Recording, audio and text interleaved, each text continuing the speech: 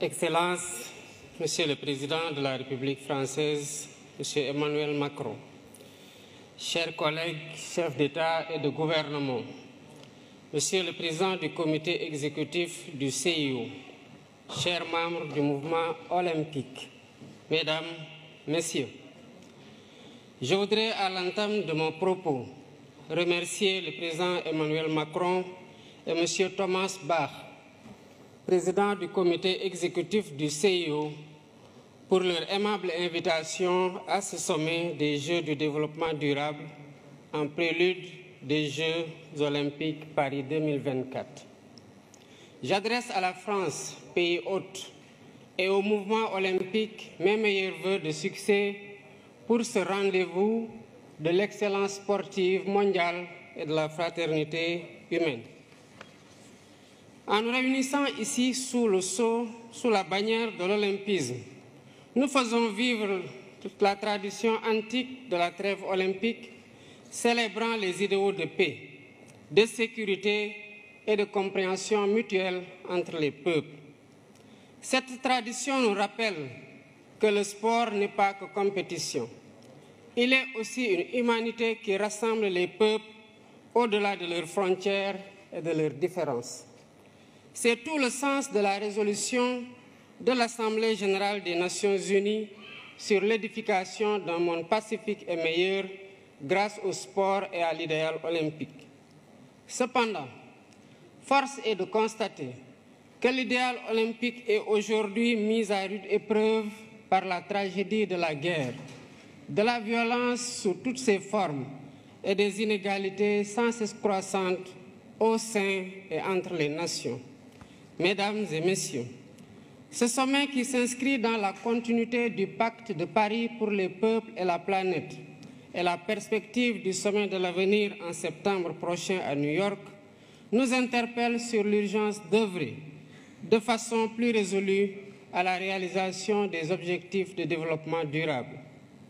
Inspiré par l'idéal olympique, notre rencontre devrait sonner le réveil des consciences sur les inéquités persistantes d'un ordre mondial historiquement dépassé. Si nous voulons que les choses changent, il nous faut changer les règles du jeu. Je pense à l'évasion fiscale, aux congés fiscaux abusifs et aux autres flux financiers illicites qui privent nos pays de ressources vitales au financement du développement. Je pense à la question lancinante du traitement juste et équitable de la dette ainsi qu'au système de notation biaisé sur l'évaluation du risque concernant l'Afrique. Je pense aux conditions inéquitables de la transition énergétique, quand certains partenaires interdisent le financement à l'étranger de sources d'énergie fossiles, y compris le gaz, alors qu'ils continuent d'utiliser eux-mêmes des sources beaucoup plus polluantes comme le charbon.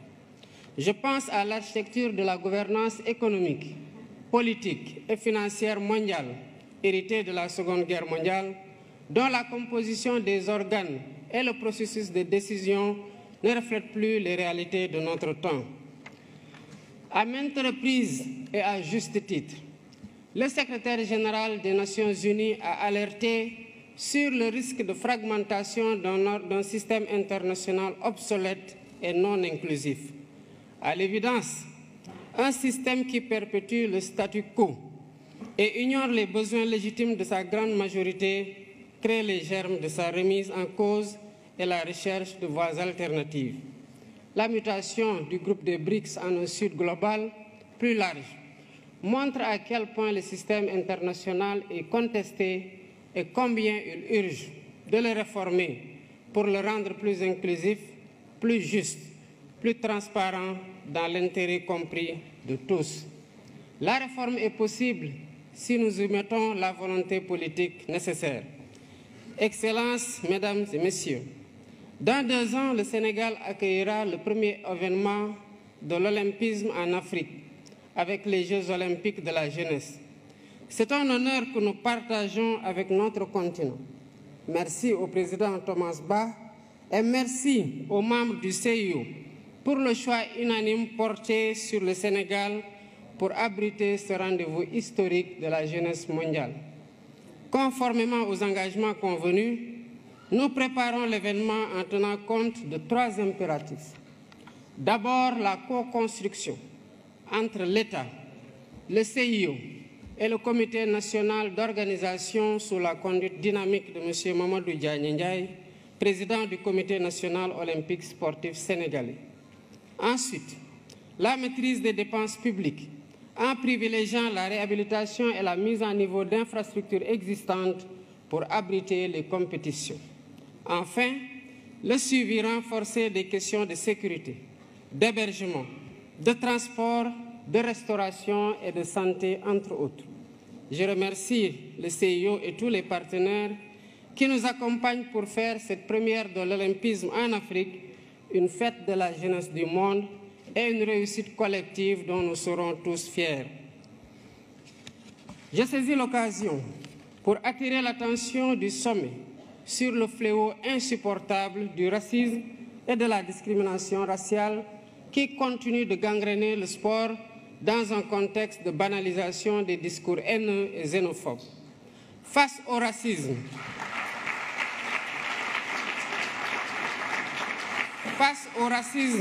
et à la discrimination raciale, nous devons rester debout et intransigeants. C'est ainsi que nous pourrons mieux protéger les valeurs cardinales de l'olympisme et célébrer ensemble sa magnifique devise « Citius, Altius, Fortius ». Je vous remercie de votre aimable attention.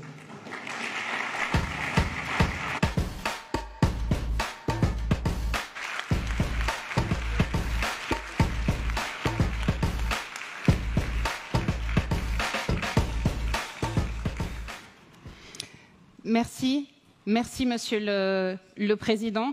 Pour clôturer